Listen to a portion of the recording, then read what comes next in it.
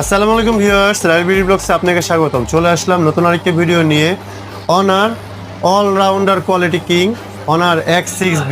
এই মোবাইলকে বলে দেই 6GB RAM, 128GB Rome, 5200 এমপিআরের battery, 35 ওয়াটের super fast charger, 6.56 inch display, HD plus resolution, পাশাপাশি আপনি পাচ্ছেন 90 হার্টজের হায়ার রিফ্রেশ রেট।